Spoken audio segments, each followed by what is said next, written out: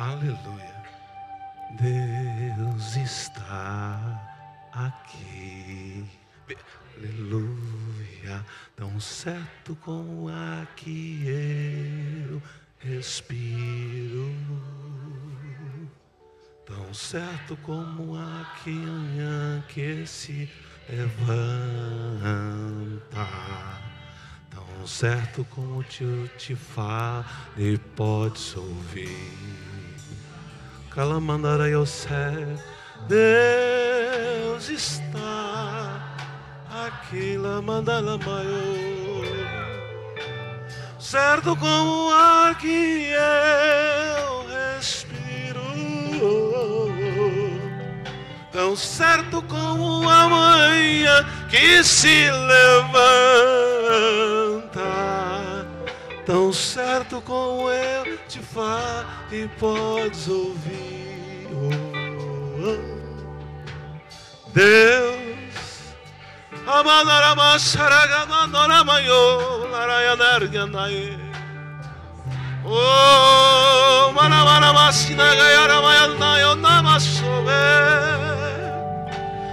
certo como amanhã que se levanta, tão certo como te fala e podes ouvir. Aleluia, louvado seja o nome do Senhor. Mateus prepara o hino. Na hora da ceia tu irás cantar para a glória de Deus Pai. Louvado seja o nome do Senhor. Eu estava falando com o dono da igreja. Quem é o dono da igreja? Que eu iria falar?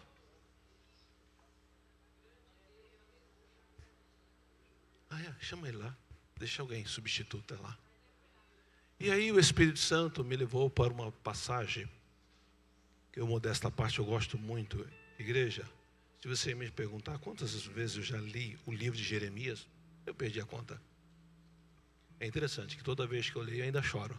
Desde a primeira vez. A primeira vez que eu li o livro de Jeremias, eu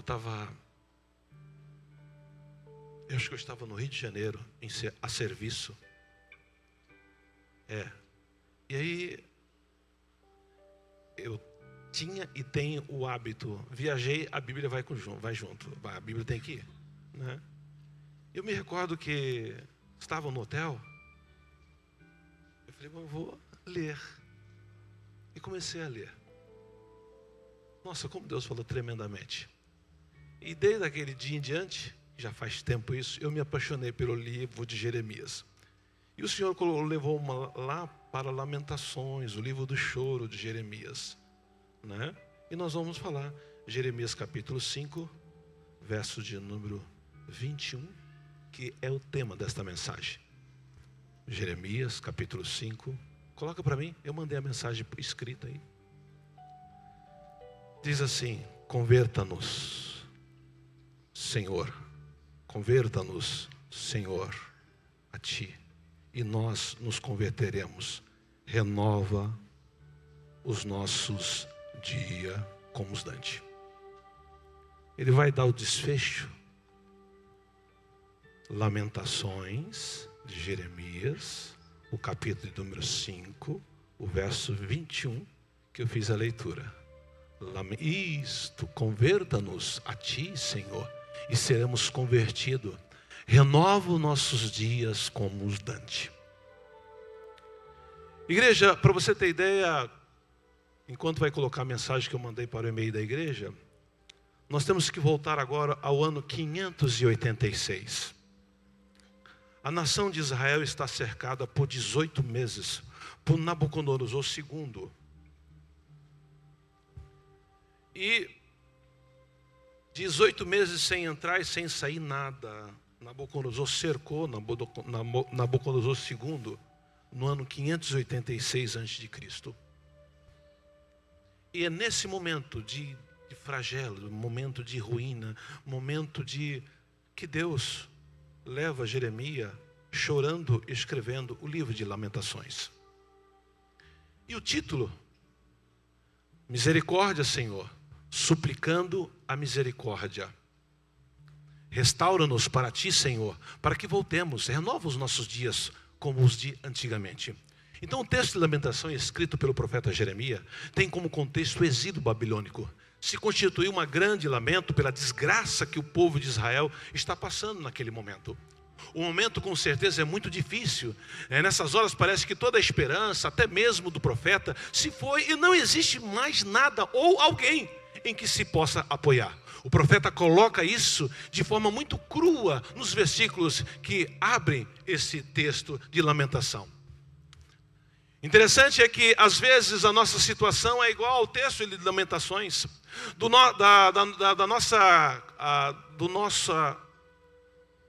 A nossa coroa, né, fugiu da alegria, a dança se transformou em lamento e a coroa caiu da nossa cabeça.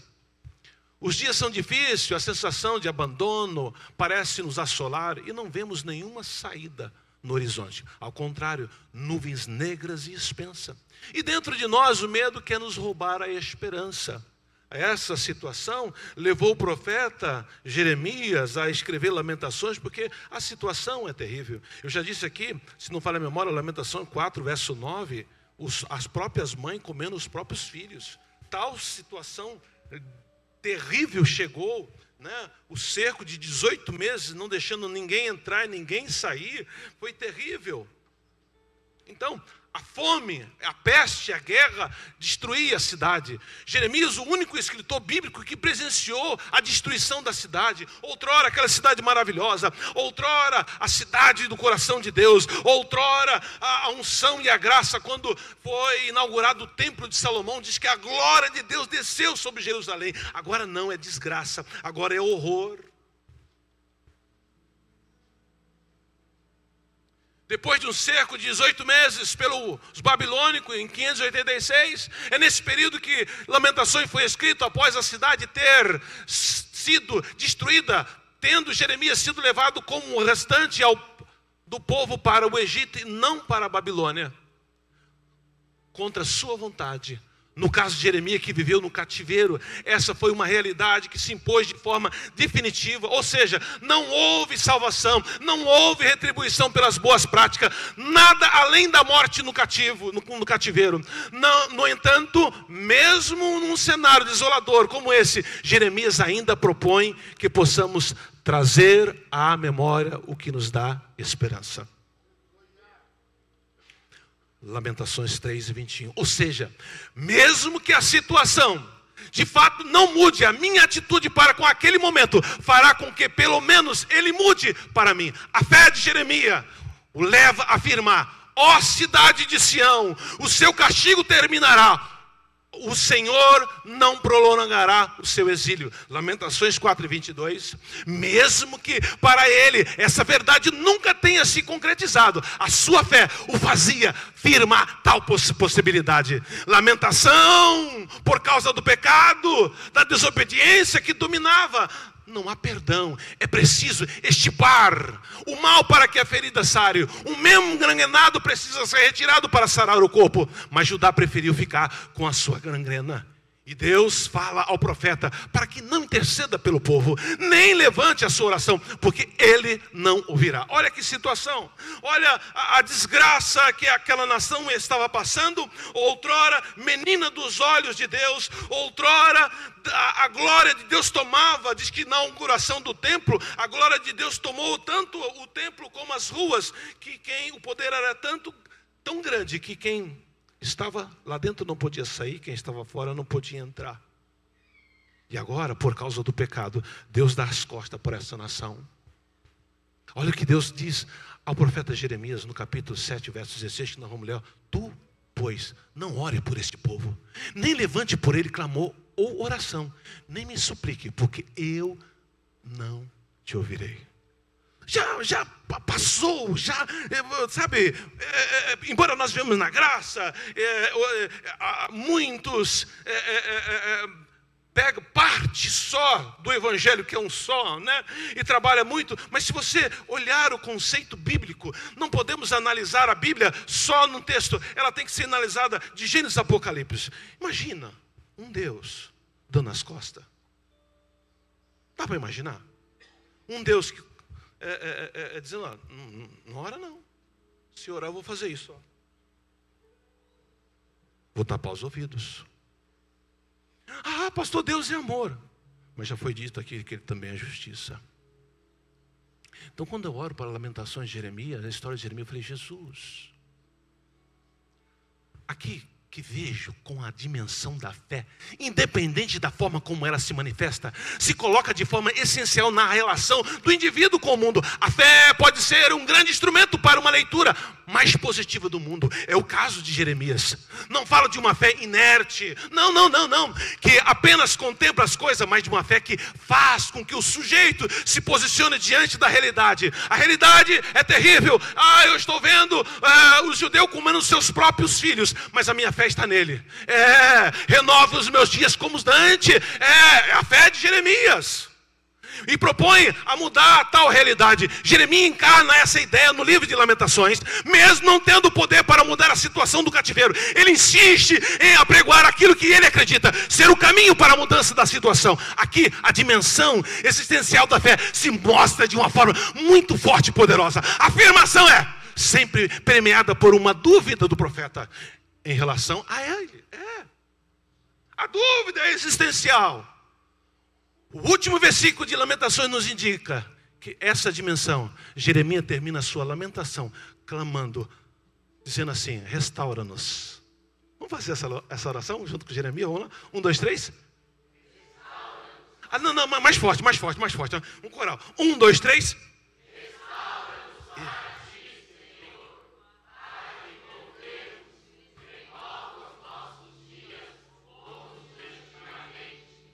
Tá.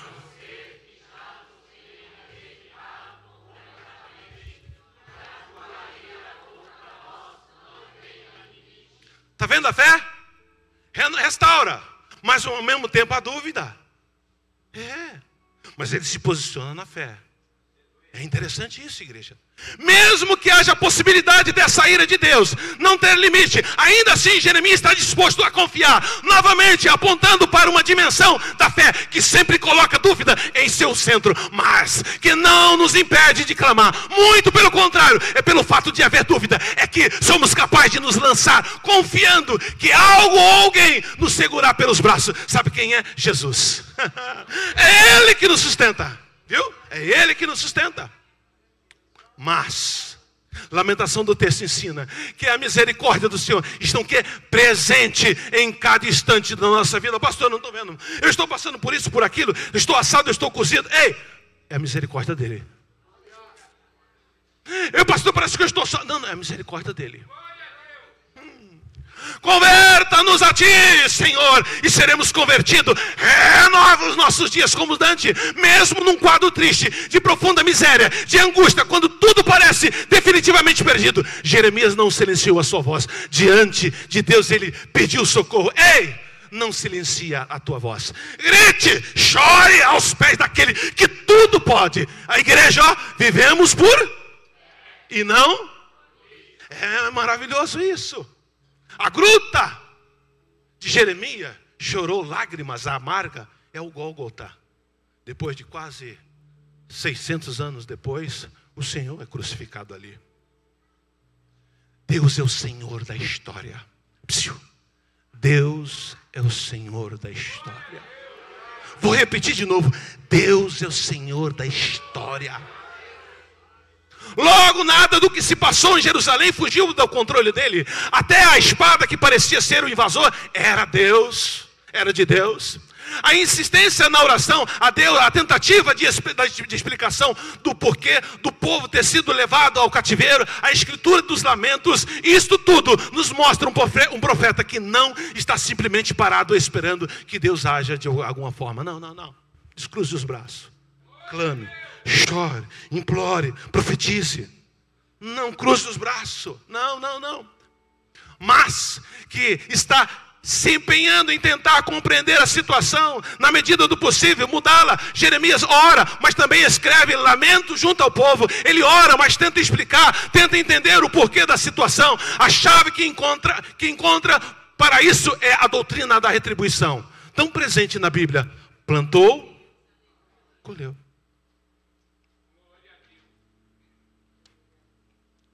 Eu vou te dizer uma coisa, igreja. Todo mundo já ouviu que eu nasci dentro de uma igreja evangélica, Deus me deu essa graça.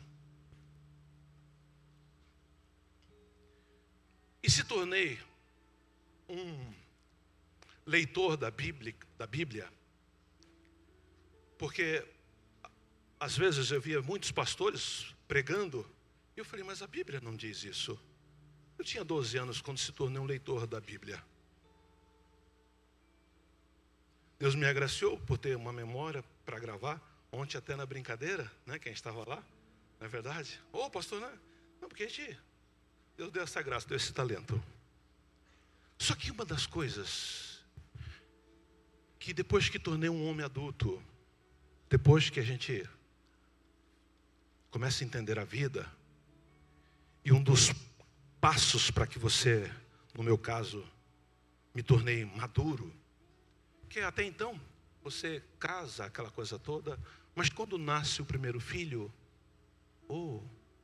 acho que todo mundo já passou por aí, quem é pai já passou. Quando nasceu o primeiro filho, falou, opa, eu coloquei alguém que agora vai precisar de mim, é indefeso. E aí naquele momento a maturidade também veio. Você agora, e antigamente fazia as coisas sem pensar, agora não, você faz pensando, porque para a questão do resultado. E desde que eu comecei a observar a Bíblia com mais detalhe, não apenas só ler, agora então começa a estudá-la, examiná-la, de ficar às vezes quase um ano no versículo para poder entender, o que tem permeado o meu coração, o que tem me despertado. E toda vez que eu leio esse versículo, eu paraliso. Porque tudo que você plantar, você colhe. A lei da semeadura, então, toda manhã, quando conversando com o meu Criador, me dá sabedoria para poder saber plantar. O pastor Leandro foi muito feliz em colocar que o pior inimigo é nós mesmos. Embora os crentes de hoje não vejam isso. O pior inimigo é você mesmo. Está dentro de você. E eu tenho sempre pedido a Deus, plantou, colhe. Isso, se você viver 100 anos aqui, de 200 ninguém, mas entenda que plantou, colhe.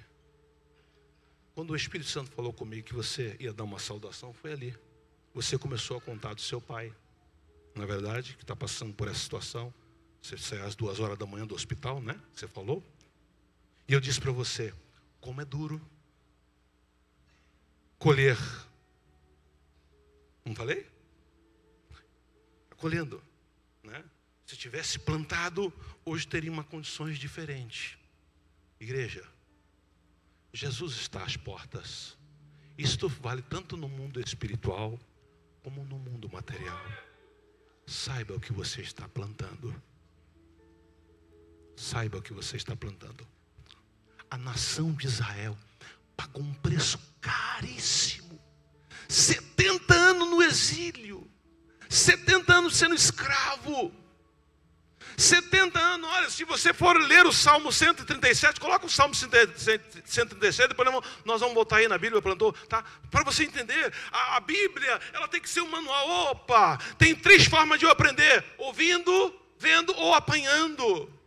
Então quando eu olho para a Bíblia, eu falei, nossa, uma nação que Deus amou, uma nação, se você pegar Ezequiel capítulo 16, se não falha a memória, você vê o tratamento, o carinho que Deus tem pela aquela nação. Ele se coloca como um esposo. Olha, o que os cativos, o sentimento dos cativos que estão lá na Babilônia, lá no ano 570, no ano 560, junto aos rios da Babilônia, ali nós assentávamos e chorávamos, quando nos lembrava do quê? De Sião. Outrora, Sião estava lá, o templo estava de pé, sábado a gente ia cantar, sábado nós ia salmodiar, agora nós estamos aqui cativos. Sabe por que estão cativos? Porque não souberam plantar, deram as costas para o Criador. Verso 2, verso 2. Sobre o salgueiro que há no meio dela, penduramos o quê? A nossa harpa. Olha que situação.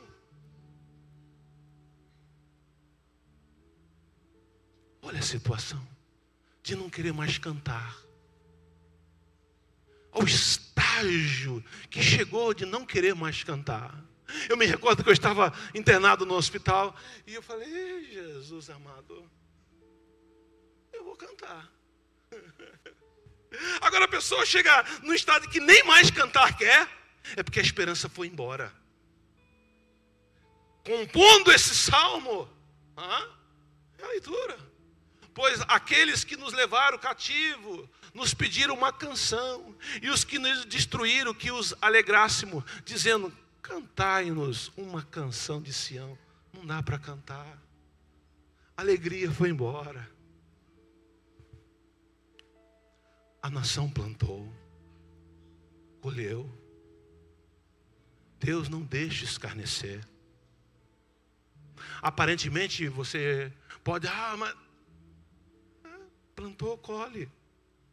Nunca se alegra, porque o que acontece? O momento da colheita não é agora.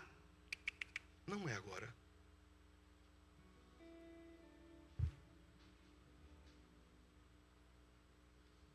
Volta lá de novo para o texto, por favor. Ei, cuidado com o que você está plantando. Para Jeremias, o povo foi levado ao cativeiro por causa do quê?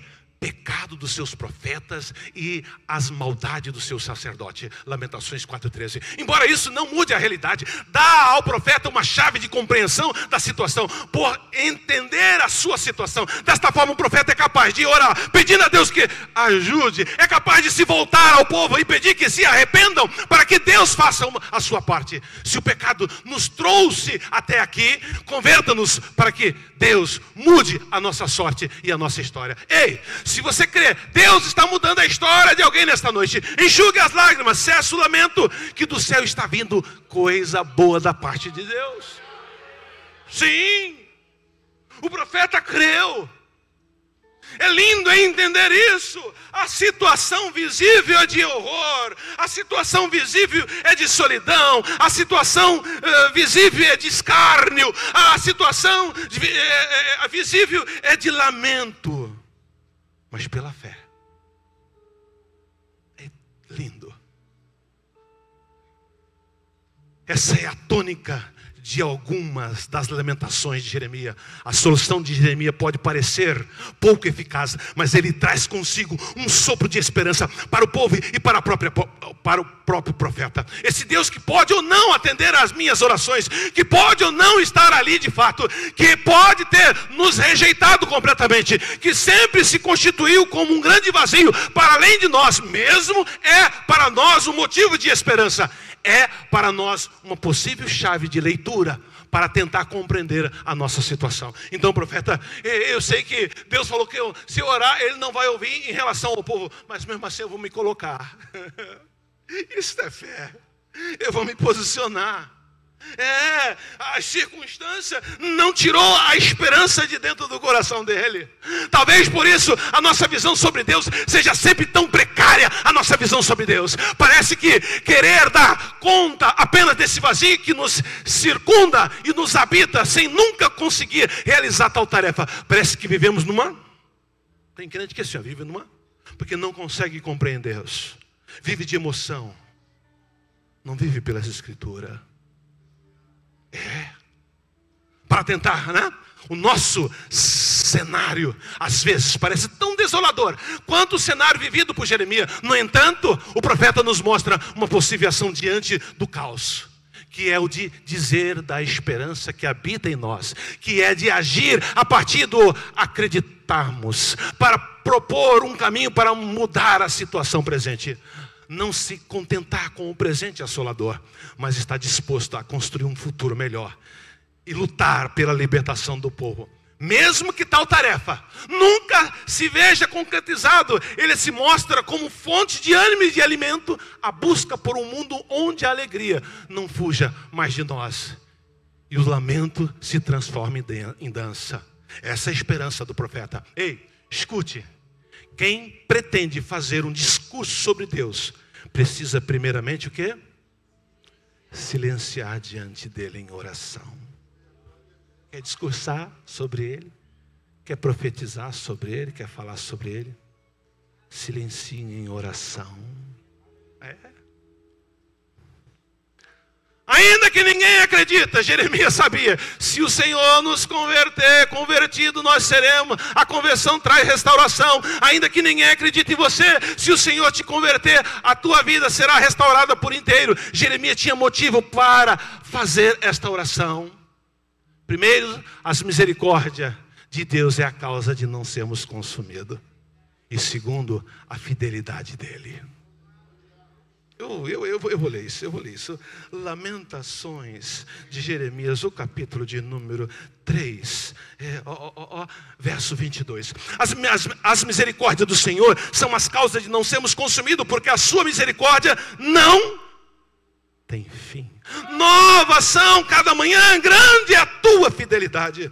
A minha porção é o Senhor, diz a minha alma, portanto esperarei nele. Bom é o Senhor para os que se atêm a ele, para que a alma que busca.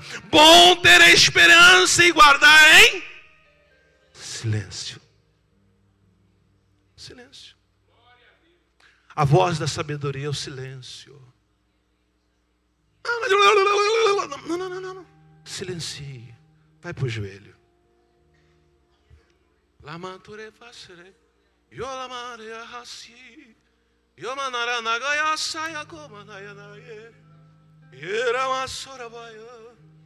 Deus está aqui.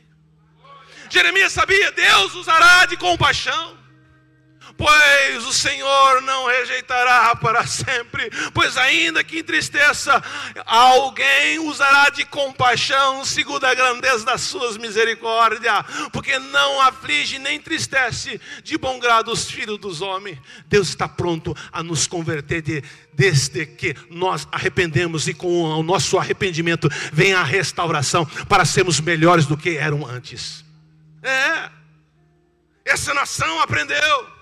Já disse aqui em outros cultos, nenhum judeu adora a imagem. Aprenderam como aprenderam?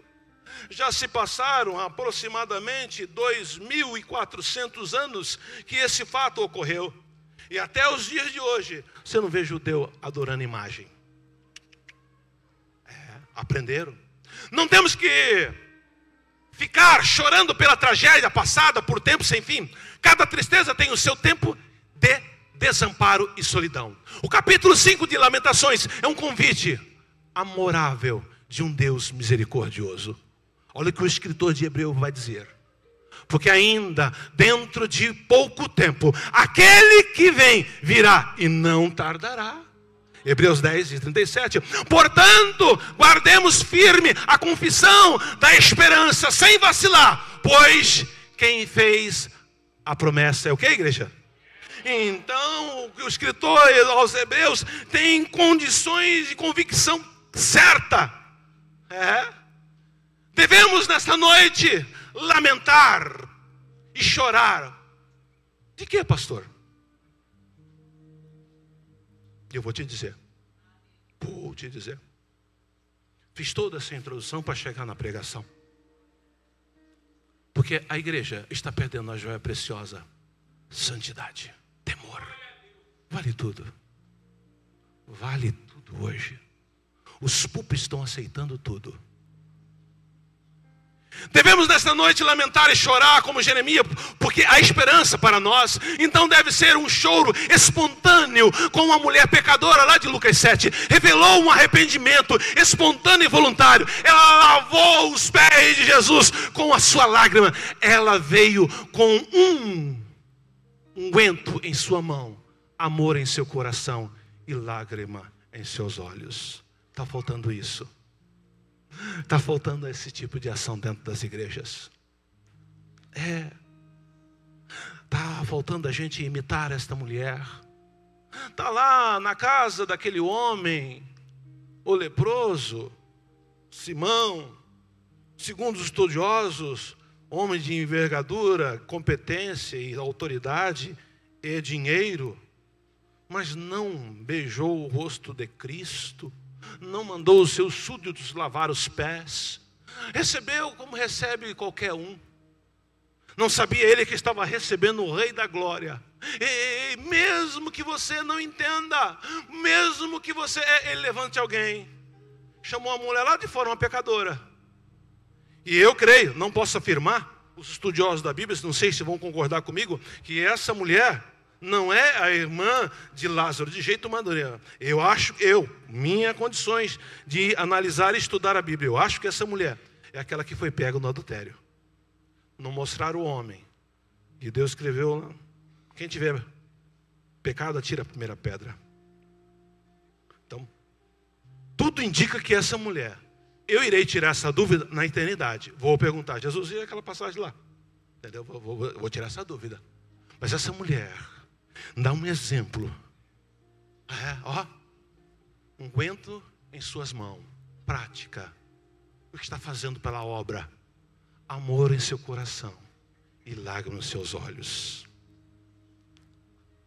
Quer adorar o mestre? Está aí. A receita está aí.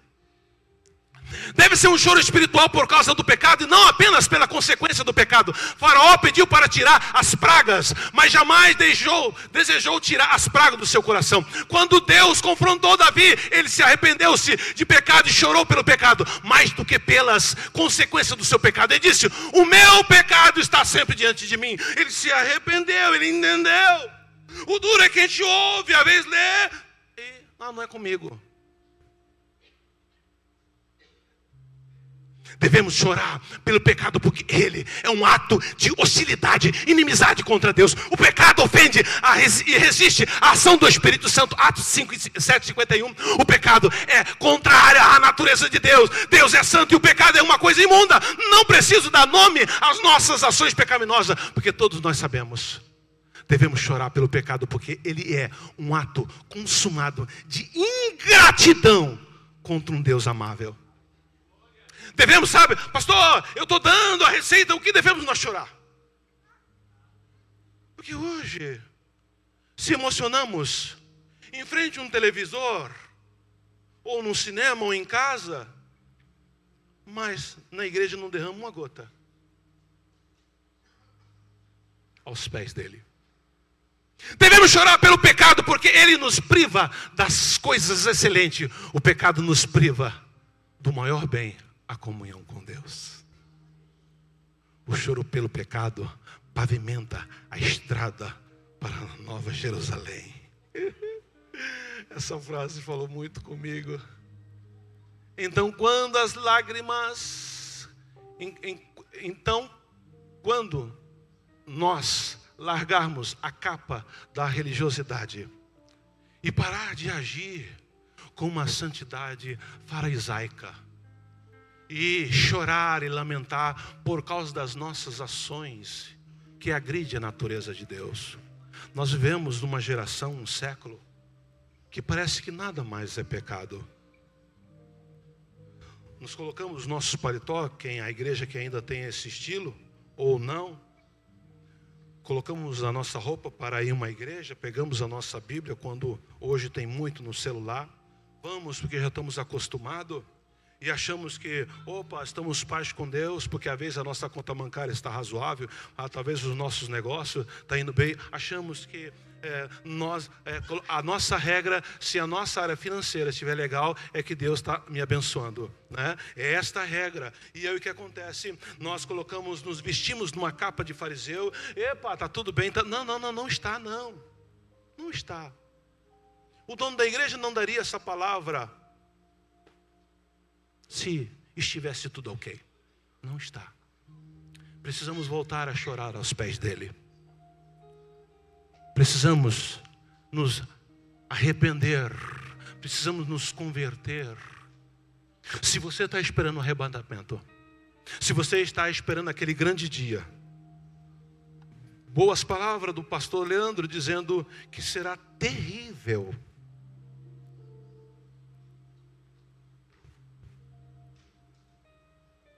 Analise comigo. Imagina, aconteceu o arrebatamento. Um desastre tremendo.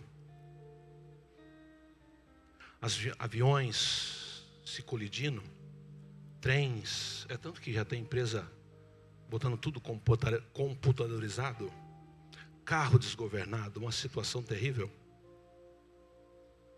E a primeira coisa que você quer não é saber de fulano de A e B, você quer correr para a igreja.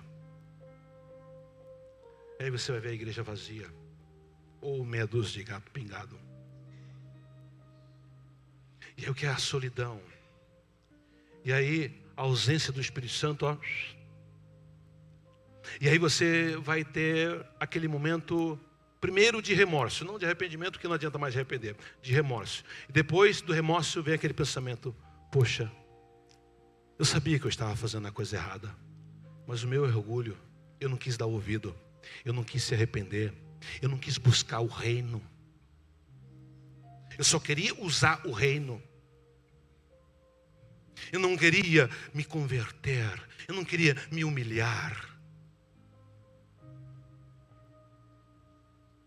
Isso será terrível. Eu sabia quanto tempo talvez você possa dizer assim como eu que nasci no berço evangélico, quanto tempo, quantas pregações, quantos estudos. Eu achava que não era comigo. Continuei andando na minha vida, fazendo as mesmas coisas, porque se a minha vida financeira e a minha vida conjugal vai bem, eu achava que estava tudo que Deus ia aceitar e amém. Eu preciso dizer uma coisa: a salvação é individual. Então volte a chorar pelo pecado, que ainda há esperança. Volte a se arrepender, porque ainda há esperança.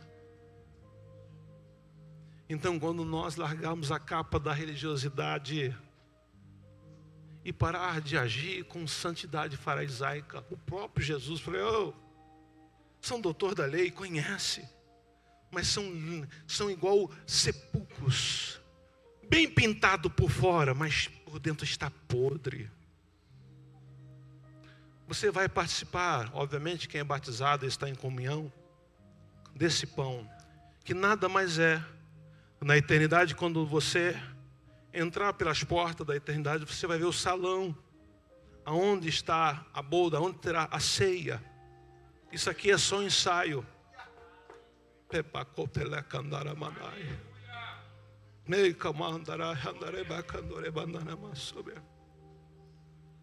Eita Deus amado, não faça isso por religiosidade, não faça isso porque é costume. Há muitos que só vêm na ceia, parece que é o único culto para ele. Trate o teu Deus com mais zelo. Eita Jesus, trate as coisas deles com mais zelo. Não estou aqui porque quero. Tenho livre-arbítrio, mas não tenho. Se me rendi aos pés dele, sou escravo da orelha furada. Se perguntar para mim: pastor, o que você... Como amava estar tocando um trombone no último banco da orquestra. Mas o dono da minha vida. E hoje estou aqui pastoreando por causa dele.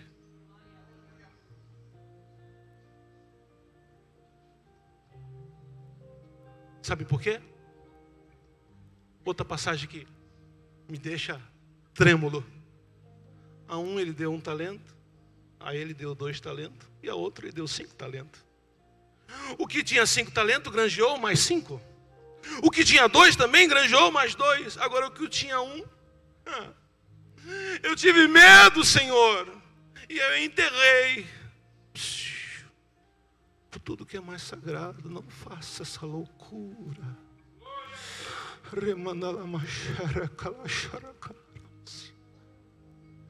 Não enterre o talento que ele te deu.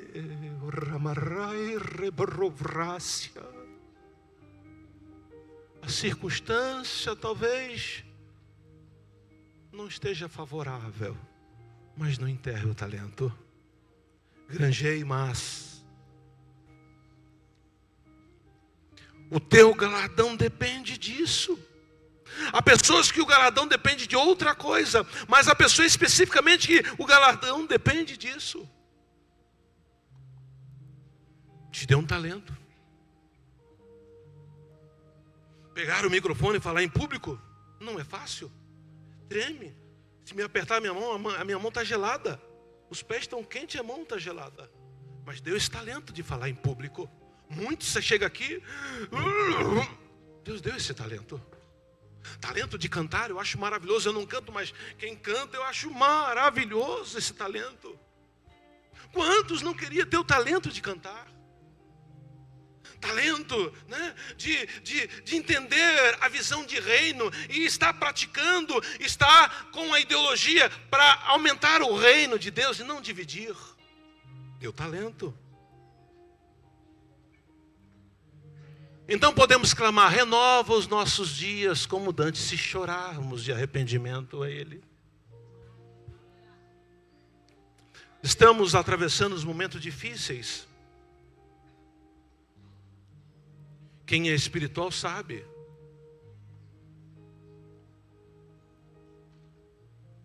Porque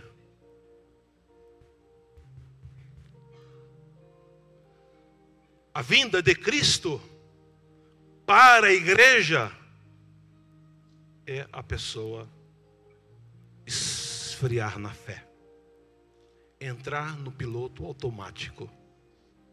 E quando esfria na fé, tudo pode. Mas enquanto Deus me der graça, enquanto Ele quiser eu na frente de um trabalho, eu sempre vou combater o pecado, custe o que custar. Sempre vou falar da santidade e relacionamento.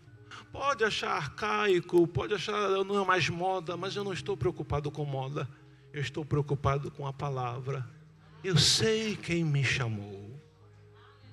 Então é momento de nos arrependermos, de participar de coração limpo e mão limpa diante do Eterno. Amém, igreja? Que Deus possa abençoar. Nós vamos agora entrar no ritual da ceia, para a glória de Deus Pai.